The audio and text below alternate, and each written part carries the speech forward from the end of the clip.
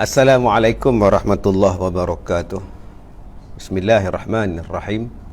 Alhamdulillahi rabbil alamin. Wassalatu wassalam ala rasulillah wa ala alihi wa ashabihi ajma'in. Alhamdulillah. Seperti biasa kita bertemu lagi di dalam rancangan kuliah online kita dari Pusat Pendidikan Al-Barakah. Dalam suasana PKP ini kita masih lagi tetap meneruskan pengajian untuk membolehkan pelajar-pelajar Al-Barakah mengikuti pengajian secara online, sama ada di pondok masing-masing ataupun di mana sahaja mereka berada. Juga memberi peluang kepada sahabat-sahabat sekaliannya untuk boleh juga mengikuti pengajian hari Isnin dan hari Selasa. Kita belajar kitab Sendi Agama dan kitab Ihya Ulumuddin, dan pada hari Rabu dan Khamis kita belajar tafsir. Begitu juga pada hari Jumaat dan hari Sabtu ialah pengajian umum. Baik, hari ini kita belajar kitab Sendi Agama dan kita masuk kepada fasal yang ke-25, muka surat 257, bab khiyanah. Bab khiyanah. Okey. Pada semua yang memberi komen dan sebagainya, terima kasih. Assalamualaikum, waalaikumsalam warahmatullahi wabarakatuh kepada semua yang bersama dengan kita. Al-Faqir, Salasiah, Ahmad, Nur Aimah, Nur Afina, Amrizah, Hashim, Fitrah, Ahmad, ya, Ana, Nana, ini semualah Amrizah, Hashim, Seli, Salamiah, Zaharah Ramli, Salahuddin Din, Siti Arija Wardati. Terima kasih.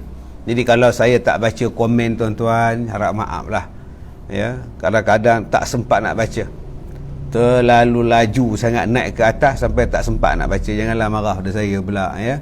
Ada masa, ada rezeki saya baca komen ataupun persoalan tuan-tuan. Baik. Khianat ialah kehendak hati yang mengajak tidak menetapi apa yang telah ditetapkan sebagai kewajipan atas dirinya dan yang merupakan kepastian yang wajib dilaksanakan olehnya. Khianat itu apa maksud? Ya, khianat ialah kehendak hati yang mengajak hati supaya tidak melaksanakan apa yang telah ditetapkan atas dirinya ataupun suatu kepastian yang wajib dilaksanakan oleh dirinya, maka dia melanggar apa yang telah dijanjikan, apa yang telah diwajibkan untuk dilaksanakan oleh diri dia. Maka itu dipanggil sebagai khianat. Dan lawan kepada khianat ialah amanah, atau dalam bahasa Melayu kita dipanggil sebagai jujur. Jujur tu lawan kepada khianat. Khianat lawannya ialah jujur. Jujur lawannya ialah khianat. Amanah. Amanah bahasa orang ni lah, bahasa kita jujur gitu. Baik, jadi kalau tuan-tuan nak tengok orang yang mempertahankan amanah ni, ya, kalau tuan-tuan ni tengok filem lama-lama dulu, tahun 60-an dulu ada satu filem nama dia Lampung Karam. Lampung Karam ni cerita tentang raja dia, Ahmad Nispu, jadi raja, jadi sultan, raja yang baik lah. Dan dia ada mufti pula, mufti yang baik, nama dia Yusuf Latif. Kemudian ada pula pemangku raja, nama dia Kadarisman. Ada pula pemaisuri kepada raja tadi ni, Kadarisman, pemangku raja tu namanya Zaitun. Ada pula isteri kepada mufti, nama dia Nurmadiah. Jadi filem ni tuan-tuan cerita tentang ketaatan seorang mufti tentang amanahnya. Apabila raja dia memberikan satu watikah, jangan buka dengan siapa pun tak boleh baca, siapa pun tak boleh buka, melainkan dia balik nanti, sultan balik nanti baru kau buka. Dipaksa, diseksa, menyerahkan watikah tadi sampai dimasukkan dalam penjara. sampai diseksa, dipukul, dia tetap mempertahankan amanah dia. Dia kata ini adalah amanah daripada sultan. Saya tidak akan buka al-Ghatikah ni, amanah ni. Tak boleh buka. Walaupun pemangku raja pukul masuk penjara. Ini contoh ketaatan yang dipanggil sebagai jujur, yang dipanggil sebagai amanah. Filem tu ialah filem Lampung Karam. Ya.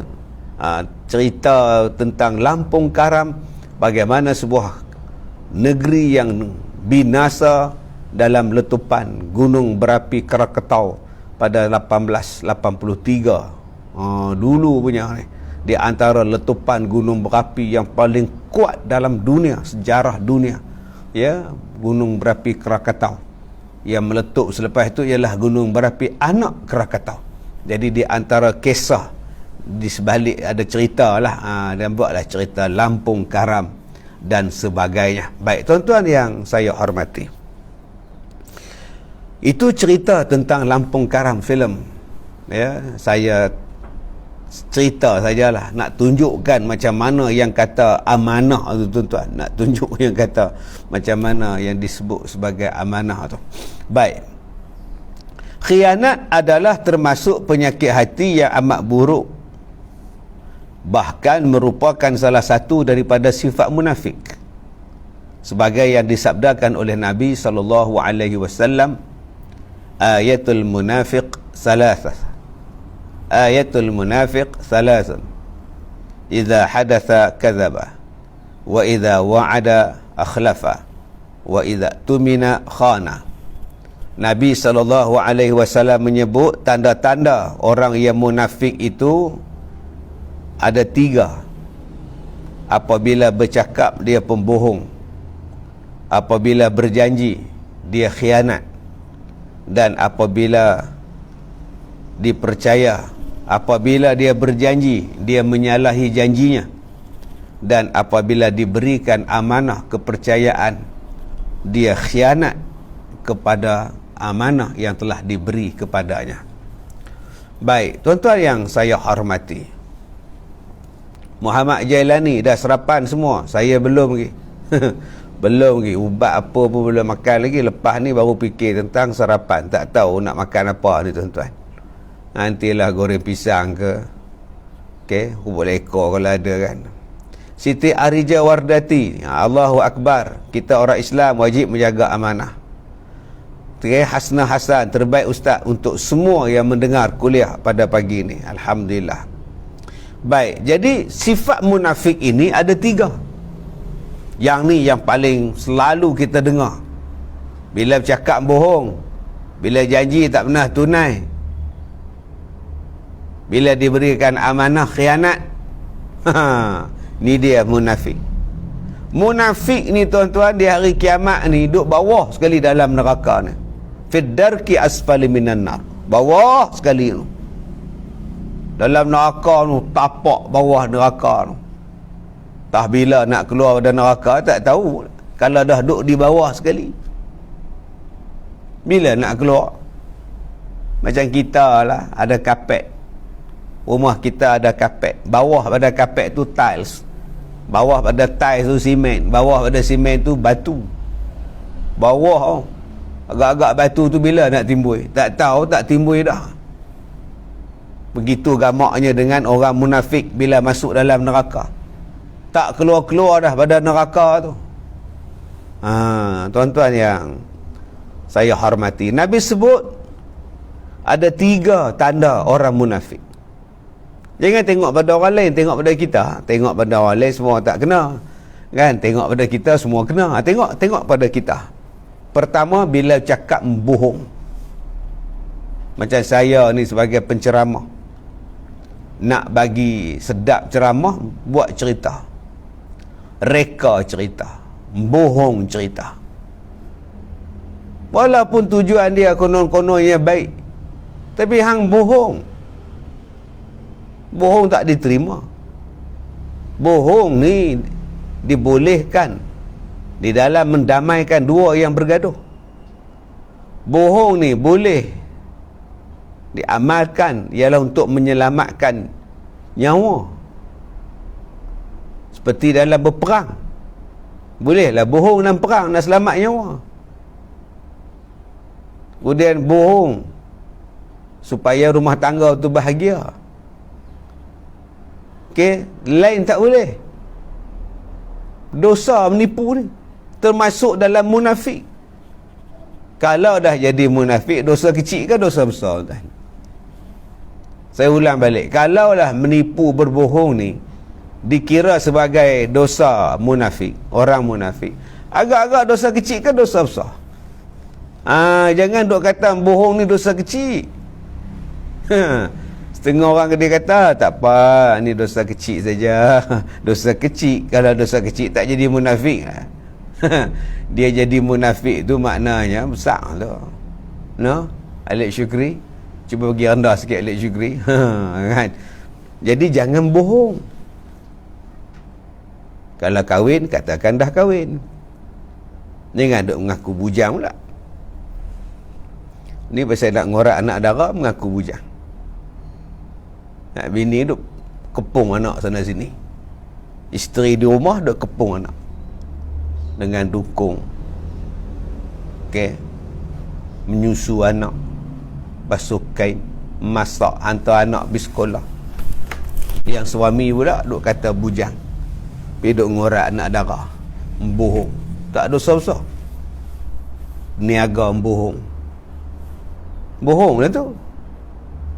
Mau banyak peniaga yang bohong.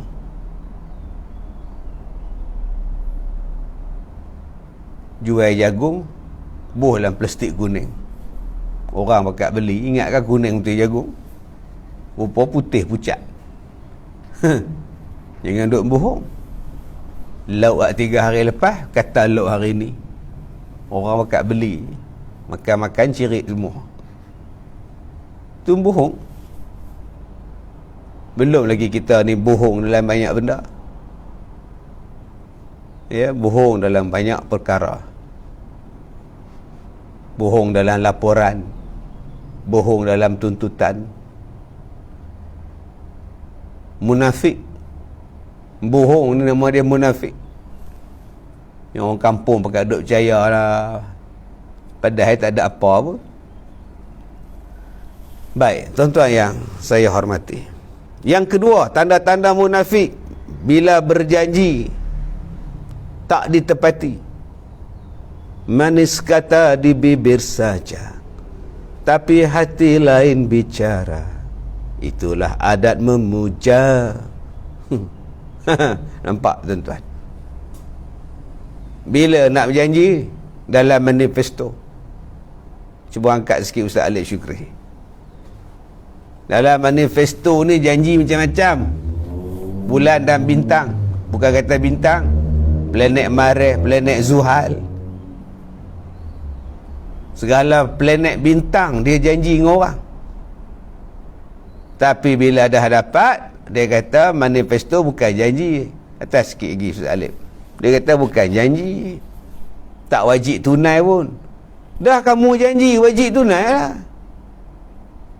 Dia jangan kita duk kata manifesto bukan janji. Dah janji, kamu cakap kalau kami menang, kalau kami menang, kalau kami menang, kami akan buat. Itu janji lah tu. Kalau tak janji jangan sebut. Itu munafik. Orang kafir lain cerita, mereka bukannya tahu munafik menatang apa. Kita ni orang Islam, orang Islam yang terikat dengan agama. Ingat duk mudah berjanji, tiba tak ditunaikan. Yang ketiga, tanda-tanda munafik ialah diberikan kekuasaan, diberikan amanah, diberikan tanggungjawab, khianat. Bagi jawatan bendahari, disapunya duit. Bagi jawatan ketua kampung, dijualnya kampung. Bagi jawatan menteri, dilelong kelentong yang habis dengan jawatan tu. Ni banyak ni khianat dalam amanah. Kita diberikan amanah untuk menjaga rakyat, sebaliknya menekan rakyat pula. Tak kesian pada rakyat ni. Yang 1,000 ni pun seksa nak bayar. Nak naik berapa ribu lagi? Nak makan apa? Takkan nak denda orang tua-tua tu. Mereka nak pakai 24 jam datang tu, nak menapah pun susah. Didiklah dengan cara hidup sihat, bukan dengan paksa. Nak makan pun duk miss soru ni. You nak denda apa lagi? You all tak apa banyak duit, gaji jalan. Tak kerja pun gaji jalan. Ni orang tua-tua, orang kampung, orang miskin ni, kaih pagi makan pagi ni, kaih pagi makan petang, petang tak lagi baru makan, kaih pagi petang baru makan. Segala bil nak kena bayar, segala tu nak kena bayar, hancah lagi. Janganlah meniaga dengan rakyat. Jangan meniaga dengan rakyat. Tu amanah yang disuruh kita jaga. Jangan khianat amanah tu. Balak besar menanti kita. Takutlah kepada Allah. Ittaqullah haitsuma kunt. Mana kamu duduk, mana kamu berada, takutlah kepada Allah Subhanahu wa taala. Baik, kemudian adapun tanda-tanda khianat itu banyak sekali dan menurut keadaannya sendiri-sendiri. Tanda-tanda khianat itu banyak. Pertama, berjanji kepada seseorang kemudian enggan menepati janjinya, juga dianggap sebagai khianat. Janji nak bayar 10 hari bulan, bila datang 12 belum bayar, datang 13 belum bayar. Bila ditanya bila nak bayar hutang, dia cakap aku cakap 10 hari bulan, tapi bulan berapa aku tak cakap. Nampak? Ini nama dia khianat. Dia kata aku cuma cakap 10 hari bulan, tapi aku tak sebut Disember ke, Januari ke, Februari ke. Kau janji kau nak bayar bulan Februari. Kenapa sekarang dah masuk Februari, kenapa kau tak bayar dah Februari ni? Memanglah aku cakap bulan Februari, tapi aku tak cakap tahun bila. Siap kita menyanyi dekat dia lagi. Februari muncul kembali dengan kehangatan semalam, tanpa ku sedari ku petik mawar merah, ku tulis sekuntum puisi, tapi sayang pada siapa kan ku beri. Siap menyanyi lagi, nak ingatkan dia bayar bulan Februari.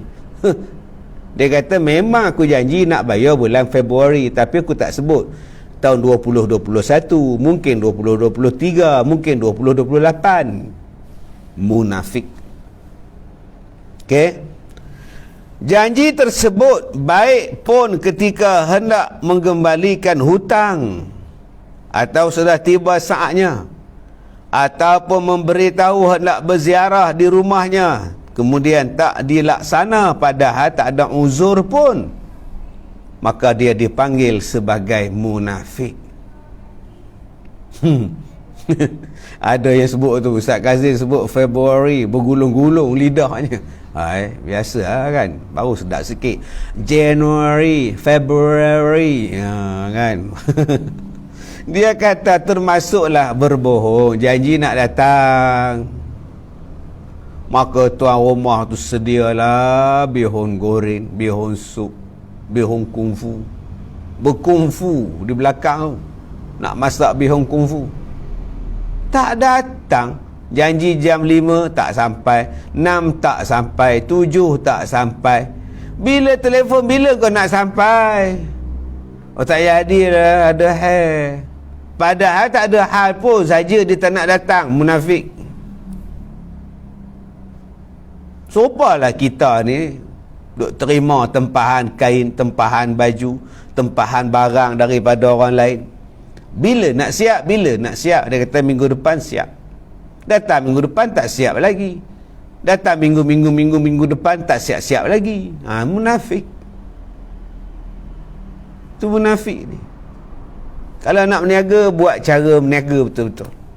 Tak mau berniaga, asyik duk kelentong je, tutup kedai. Pergi tangkap ikan di laut. Entah kat sotong ke apa, lagi faedah daripada hidup menipu orang, janji tak pernah ditepati, sampai orang cop dah kita ni sebagai penipu dalam perniagaan, janji tak pernah tepat. Baik, yang kedua, pemimpin yang tidak adil kepada rakyatnya atau tidak meneliti serta tidak memperhatikan keperluan umat atau tidak menepati apa-apa yang telah menjadi kewajipannya, maka dia juga dipanggil sebagai khianat. Jaga-jaga yang duk berebut jadi pemimpin, yang bangga jadi pemimpin. Menjadi pemimpin bukanlah sesuatu untuk dibanggakan. Dia merupakan amanah, dia merupakan tanggungjawab. Dah tulis dah dalam Facebook saya, apa itu tanggungjawab? Tanggung ialah masa hidup dalam dunia, tanggung. Jawab di mana? Di akhirat. Kau jawablah di akhirat. Digabungkan sekali menjadi tanggungjawab. Waktu dunia kau terima jawatan, tanggunglah. Rakyat sakit, apa kau nak buat? Rakyat susah, apa kau nak buat? Tanggung. Jangan lari daripada tanggungjawab tu. Tanggunglah. Dulu berebut sangat nak jadi jawatan, jangan lari pula. Jangan ambil jalan yang menyusahkan rakyat. Ekonomi jatuh, orang tak boleh makan, menganggur makin banyak, kedai banyak tutup. Makan apa benda? Nak cari makan apa? Hutang bertingkat-tingkat. Okey, jadi jangan khianat, cari jalan. Banyak sangat masalah ni, jalan yang diikut bukan jalan yang diajar dalam agama. Akhirnya semua orang jadi susah. Takutlah pada Allah, jangan takut pada orang lain. Kita nak mati bukan nak hidup. Sehari dua matilah, nak menghadap Tuhan. Apa kita nak jawab pada Allah? Apa kita nak jawab pada mungkar dan nakir bila dia tanya, siapa Tuhan kau? Nak jawab apa? Kalau ketika hidup dalam dunia kita tak pernah ingat Allah sebagai Tuhan, tak pernah kita ikut Allah sebagai Tuhan kita, sebaliknya kita mengikut manusia, menuhankan manusia sebagai Tuhan, lebih ditaati daripada mentaatkan Allah Subhanahu wa taala. Ini cabaran menjadi pemimpin. Sebab itu kalau agak-agak takut tak lepas di hari kiamat, letak jawatan.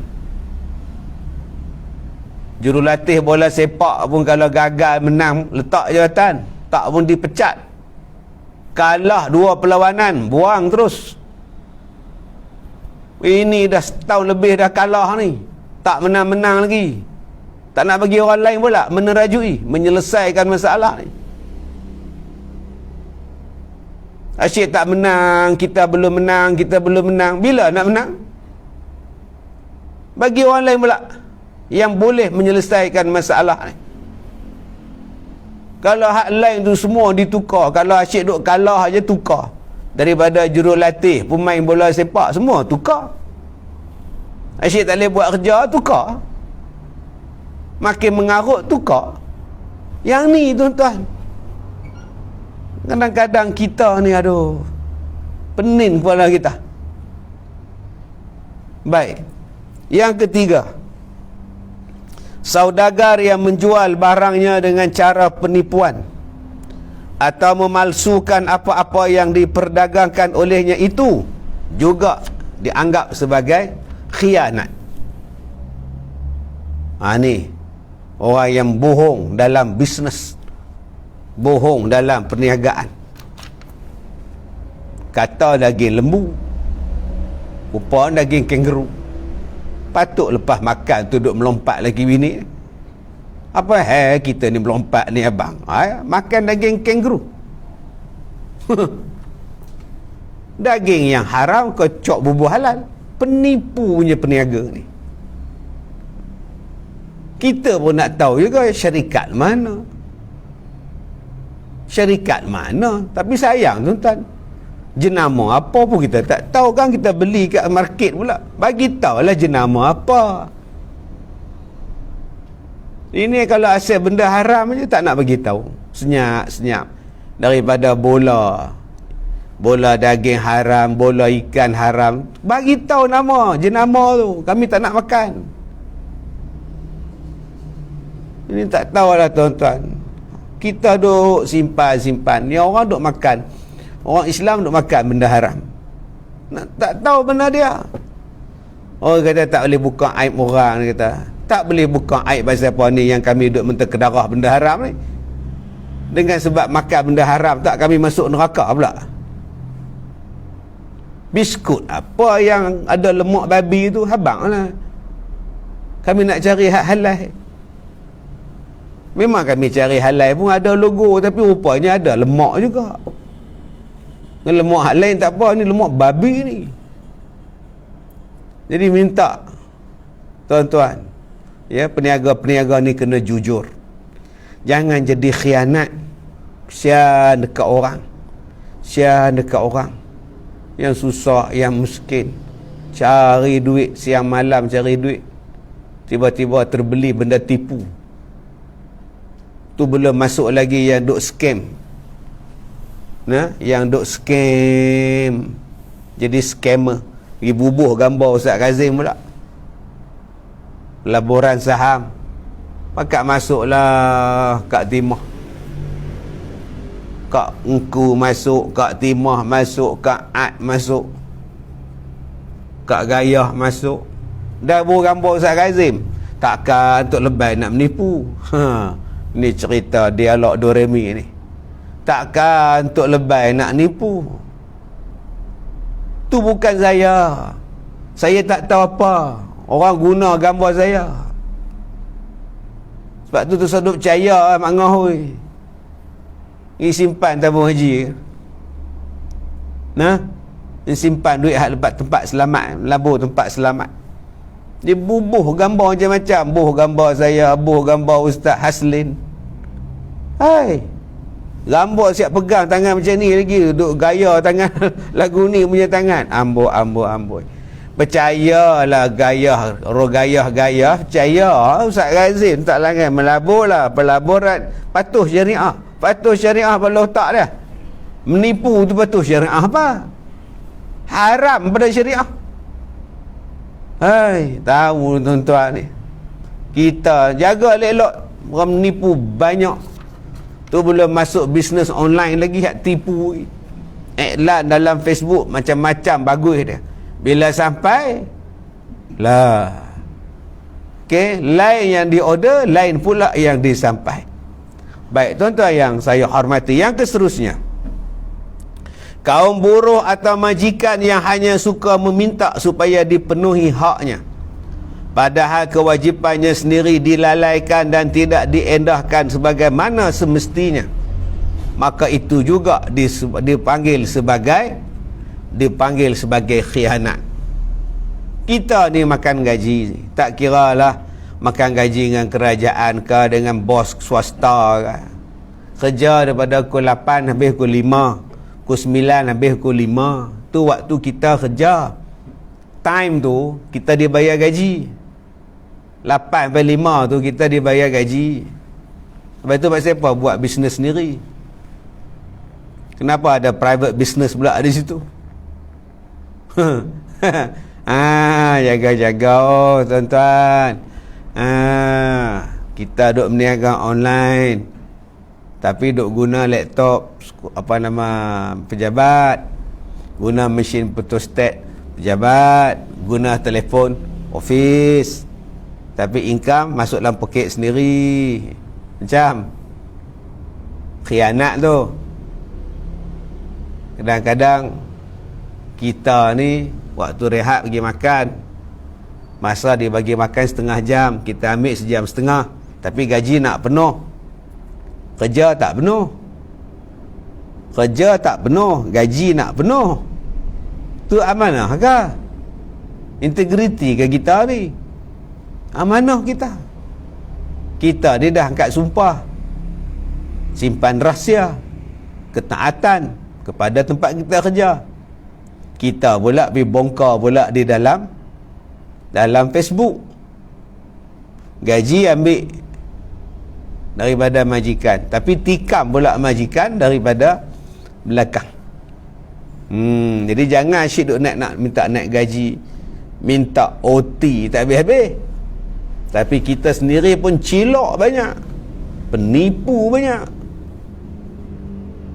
Ambil MC tapi pergi Giant. MC dapat tapi lepak dekat Maidin. Kau ni MC ke? Apa benda kau? MC duduk di rumah lah demam. Ni penyakit ni yang banyak berlaku pada kita, tuan-tuan. Imran Khan sakit gigi dah baik ke ustaz? Tak, sakit lagi ni, makan painkiller ni. Azman Kameh Naya Pak Karim. Sekarang yang paling glamour Pak Karim. Pak Karim bisa terbaik, Pak Karim kan. Yang seterusnya, mengurangi timbangan, tukaran atau ukuran untuk orang lain, tetapi jikalau diperintahkan, diperuntukkan pada diri sendiri, dicukupi benar-benar, bahkan dilebihkan, maka itu juga disebut sebagai khianat. Allah Ta'ala sebut dalam Quran, wa auful kaila wal mizan, hendaklah kamu menyempurnakan timbangan dan sukatan. Jaga timbang, jaga sukatan. Muhammad Awaluddin, Pak Karim, Kampung Pisang.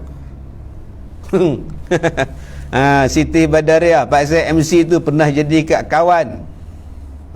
Ustaz layan gak no Kampung Pisang bersiri-siri. Semalam tak tengok, lupa semalam kita ada kuliah online. Ustaz lagu P. Ramlee satu, jikalau ku tahu melati ada di situ, tak payah. Apa MC P. Giant. Ustaz depan Maidin banyak jual durian. Duit tak apa ada sekarang ni, tuan-tuan. Duit tak apa ada, durian pun kita tengok sudahlah. Tengok saja. Isyam Ahmad, kita sama-sama sakit gigi ustaz. Inna lillahi wa inna ilaihi raji'un. Saya ni doktor suruh cabut, tapi saya sayang nak cabut. Abdul Rahim Ims, ustaz lagu Hindustan satu. Lagu Hindustan satu, lagu apa? Zindagi, Ek Safar, Ek Suhana, sakit gigi, bubuh penampak, tidur lena. Itu lagi Hindustan pagi ni. Zindagi, Ek Safar, Ek Suhana, sakit gigi, buh penampak, tidur lena. Ini sakit gigi ni tuan, buh penampak ya, lena lah tidur dia. Baik, Khatijah Jaafar, ustaz, kalau kita bagi sedekah niat atas nama orang-orang yang pernah kita zalimi, Allah terima tak ustaz? Kita minta ampun pada dia orang dulu, minta maaf pada dia orang dulu. Dosa dengan manusia ni kena minta maaf sesama manusia dulu. Nah, kalau kita ada buat salah ke, terambil ke, tercuri ke apa ke, kena minta halal dulu, minta ampun, minta maaf. Minta lah tu, tuan-tuan. Okey, dia kan bukan boleh gitu-gitu ya. Dosa dengan Allah kita boleh taubat, dosa dengan manusia mana boleh taubat gitu-gitu je. Kena jumpa dia, minta ampun, minta maaf. Mengumpat, mengata, memfitnah, berat tu, tuan-tuan.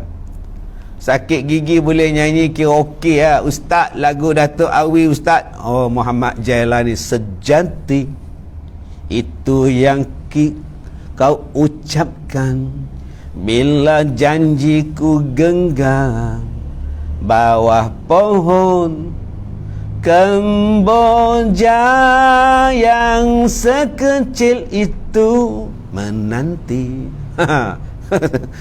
Okey, sikit-sikit sudah kan tuan-tuan, hujan pula nanti kan, nak jemukai pun tak kering nanti. Yang keenam, orang kaya yang enggan membelanjakan hartanya untuk amal kebajikan, lebih-lebih yang telah menjadi kewajipannya seperti nafkah untuk anak isteri dia atau zakat, itu pun khianat. Suami-suami wajib menanggung isteri, wajib menanggung anak-anak, tapi kita tak tanggung. Jawab di hari kiamat. Lainlah kalau kita ni lumpuh ke, sakit ke, kena stroke ke, tak boleh kerja, lain cerita. Ini badan tegak, perut boroi, malas kerja.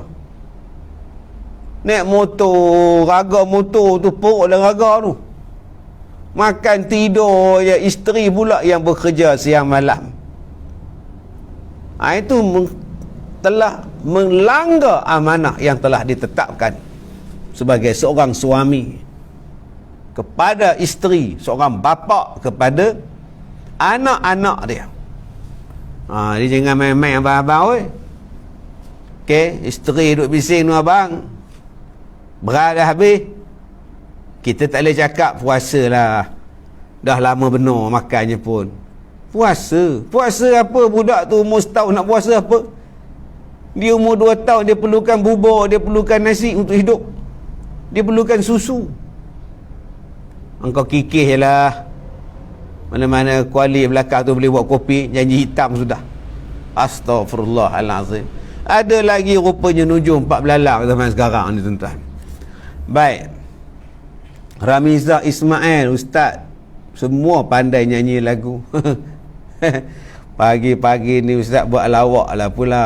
Jangan malas kerja, daripada Rahmah Osman, sifat ego. Jadi amat banyak sekali macam-macamnya, dan andai kata disebutkan satu persatu akan penuh pula seluruh kitab ni.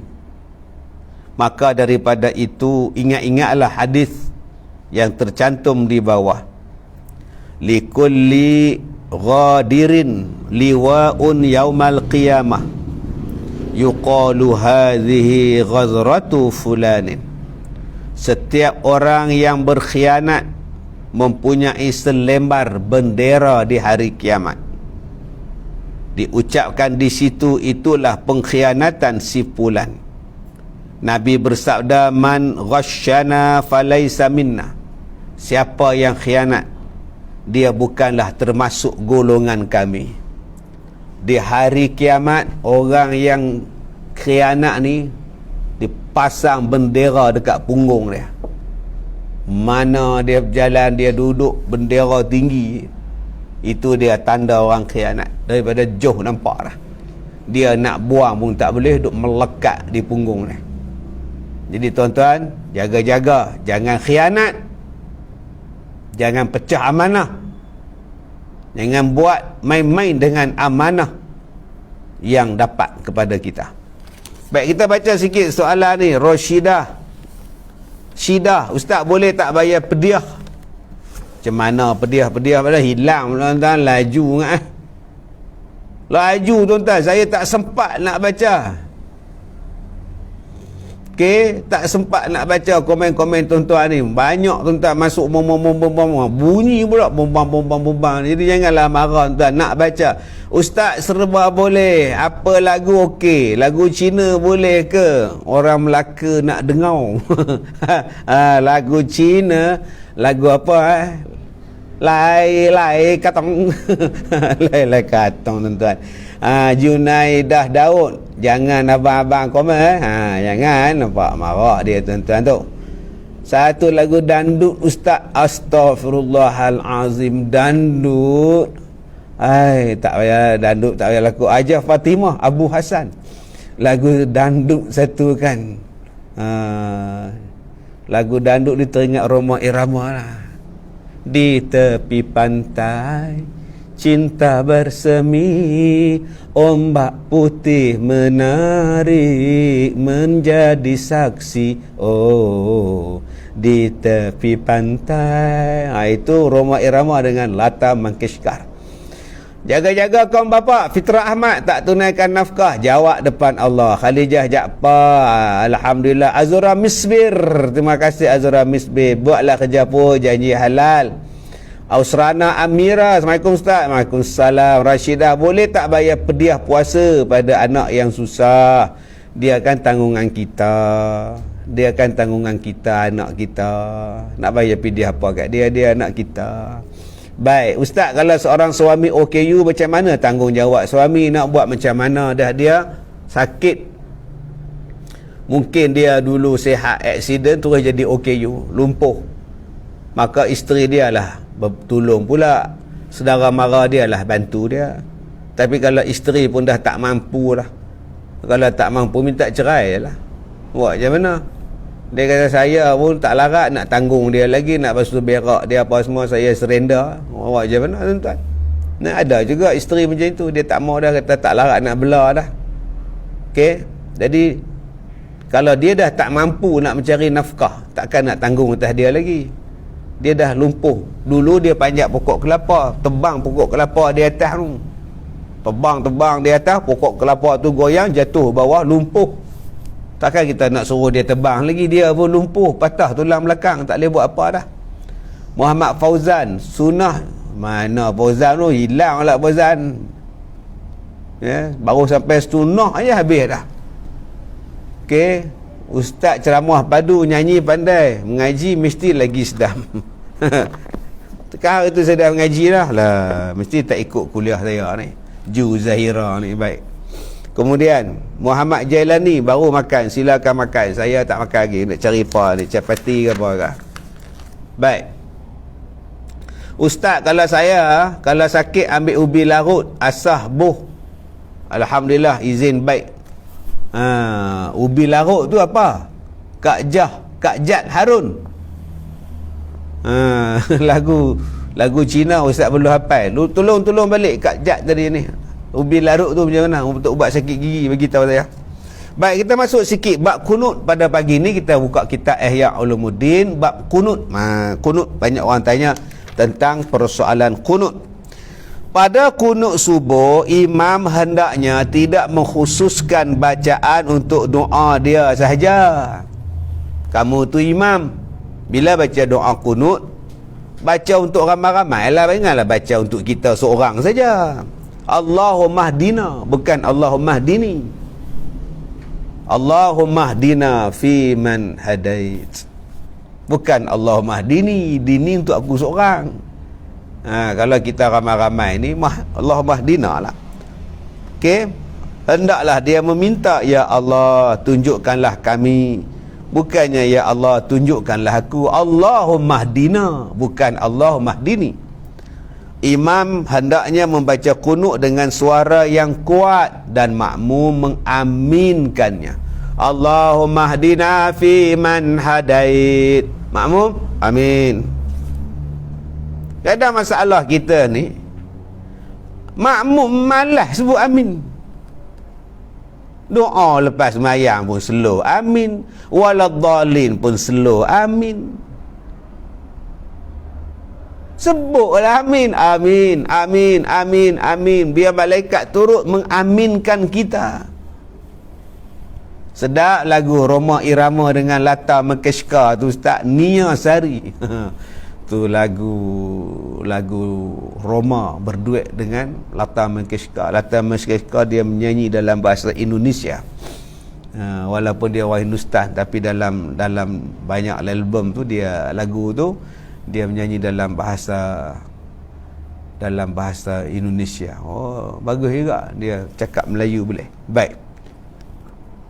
Haji Mak Muda Ustaz, lagu Selimut Putih sekali. Saya dah rakam lah. Nanti kita minta Alex Syukri siarkan. Tah bila dia nak siarkan lagu Hindustan saya pun tak tahu. Lagu Selimut Putih dah rakam, lagu ini dah rakam. Dia kena tanya Ustaz Alex Syukri kita ni, bila nak siarkan lagu ni. Dia jenuh saya buat rakam, keluarnya idak juga. Baik, kemudian dia kata, dan dengan mengangkat tangannya setentang dengan dada dan menyapukan muka ketika selesai daripada baca doa kunut. Letak setentang dengan dada. Dalam kitab ni dia kata sapu muka. Setengah kitab kata tak payah sapu muka pun tak apa, turun tangan gitu saja. Demikian menurut hadis yang diriwayatkan mengenai hal itu. Apabila tidak kerana hadis, secara qiyas tangan hendaknya tidak diangkat seperti halnya pada akhir tasyahud. Baik, beberapa larangan. Rasulullah sallallahu alaihi wasallam melarang as-saffan dan as-safad. di dalam solat. Begitu juga telah dihuraikan perkataan iqa', as-sadl, kaf, ikhtisar, sad, muwasalah, solatul haqin, haqib, hazik, solat orang lapar, solat orang marah, dan solat orang yang menutup muka. Oh, ada banyak ni tuan-tuan ni. Ya, ada hadis-hadisnya tuan-tuan. Satu. Kita tengok apa dia yang disebut sebagai iqa'. Solat yang dilarang, iaitu solat iqa'. Menurut bahasa ialah duduk di atas kedua punggung telapak kaki, menegakkan kedua lutut dan meletakkan kedua tangan di atas lantai seperti anjing ketika duduk. Sedangkan menurut ahli hadis, iqa' ialah duduk di atas kedua betis dan tidak di atas lantai selain hujung anak-anak jari kedua dan kedua lutut. Itu cara duduk yang Nabi kata jangan duduk. Apa cara dia? Duduk di atas kedua punggung telapak kaki. Tapak kaki tu, tuan-tuan tegakkan kaki tuan-tuan. Tegakkan kaki, tuan-tuan duduk atas punggung telapak kaki tu, belakang ni. Nampak tinggi pada orang lain. Tuan-tuan tinggi, orang lain semua rendah. Sebab tuan-tuan tegakkan kaki tuan-tuan, tuan-tuan letak di atas tumit. Duduk atas tumit dua-dua belah. Kaki tu ditinggikan dua-dua belah. Kaki tu ditinggikan dan tuan-tuan duduk atas hujung ataupun punggung belakang kaki tu. Jadi tuan-tuan lebih tinggi pada orang lain waktu sedang duduk tahiyat ke, duduk Rabbi Firli warham ni ke, orang lain semua rendah, tuan-tuan paling tinggi. Duduk cara macam itu. Dan meletakkan kedua tangan di atas lantai seperti anjing. Ataupun iqa' juga ialah orang yang bila sujud dia letakkan tangan dia ni semua ni daripada tapak tangan ni sampai ke siku ni letak di atas lantai. Yang kena letak tapak tangan saja, bukan macam ni, bukan seluruh ni letak. Bukan keseluruhan ni letak tuan-tuan. Setengah daripada orang bila dia sujud dia letak tangan semua sekali. Bukan letak semua tangan ni, bukan. Dia hanya letak tapak tangan di tempat sujud saja. Okey.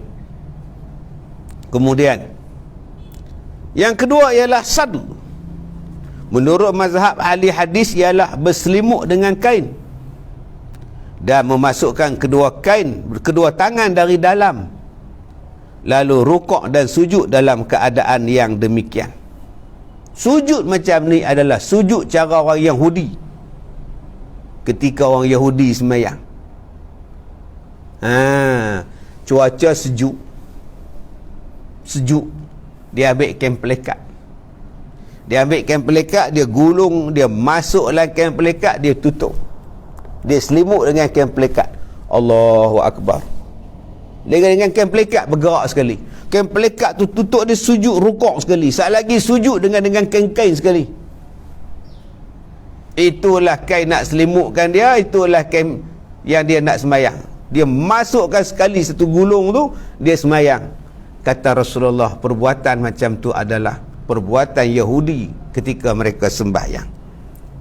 Oleh itu dilarang menyerupai orang Yahudi. Baik. Yang keseterusnya, oleh kerana itu tidak sepatutnya rukuk dan sujud di dalam kedua tangan dalam selimutan kemeja. Macam ni. Ni kemeja. Dia angkat takbir macam ni. Ni nampak? Dia tutup tapak tangan macam ni. Allahu Akbar. Dia panjangkan kemeja ni. Duduk macam tu. Sami Allah liman hamidah. Allahu Akbar. Sekali dia turun sujud, dia turun sekali ni. Jadi pastikan elok-elok. Kemeja ni kancing elok. Jangan sampai kemeja ni kita duduk selimut macam tu. Macam tu duduk selimut. Hujung ni kemeja. Okey? Baik. Kemudian ada yang mengatakan Sadlu ialah meletakkan tengah kain sarung di atas kepala dan membiarkan kedua tepinya, kanan dan kirinya, tanpa meletakkannya ke atas dua bahu. Artinya yang baik. Yang ketiga, yang Nabi larang apa dia? Kaf, iaitu menyingkirkan kain dari muka atau dari belakang ketika hendak bersujud. Ada kalanya kaf dilakukan pada rambut kepala. Oleh itu hendaklah seseorang tidak melaksanakannya yang sedang melaksanakan solat menyangguli rambutnya. Larangan ini ditujukan kepada kaum lelaki. Yang keseterusnya ialah kaf, iaitu orang yang menyingkirkan kain dari mukanya. Waktu dia nak sujud, dia turun sujud, ada benda depan dia kaih lagi tu. Dia kaih, dia tolak. Dia boleh nak turun tu, dia tolak kain. Mungkin kain orang depan ke, mungkin jubah dia ke, ataupun kata dia kaf ni juga maksudnya ialah mengangkat rambut ni waktu dia nak sujud. Sami'allahu liman hamidah, Rabbana walakal hamd, Allahu Akbar. Dia tolak rambut dia. Pasal apa? Pasal dia tak pakai kepiah. Rambut pula jenis Korea punya dan yang tutup dahi. Sebab tu abang-abang bila nak sembahyang pakailah kepiah. Ataupun dia pakai tocang. Bila dia sembahyang, dia pakai tocang. Yang rambut tocang tu jatuh ke depan ke, jatuh ke belakang, tolak balik. Yang tu. Sebab tu jangan bertocang orang lelaki-lelaki waktu nak sembahyang. Nah, tapi rambut kalau panjang kan macam mana Ustaz? Panjang sampai sini sudah. Orang lelaki jangan lebih pula, sampai hak bau. Nak tahu macam mana hak bau, buka cerita Semerah Padi, ketua kampung punya rambut, Tok Pengulu cerita Semerah Padi. Rambut dia hak sini je. Baik, Nabi sebut, umirtu an asjuda ala sab'ati a'dha'in wala akuffa sya'ran wala thawban. Aku diperintahkan supaya sujud dengan 7 anggota badan dan tidak menyingkirkan rambut dan kain waktu bersujud. Tadi saya sebut dah. Okey, kadang-kadang dia angkat rambut waktu nak sujud. Tangan bergerak satu, kepala bergerak satu. Susah sangat kan nak pakai kopiah ni. Cap boleh pakai, topi boleh pakai, takkan cap boleh pakai kopiah nak semayang? Tak boleh pakai. Okey, tuan-tuan yang saya hormati, insya-Allah.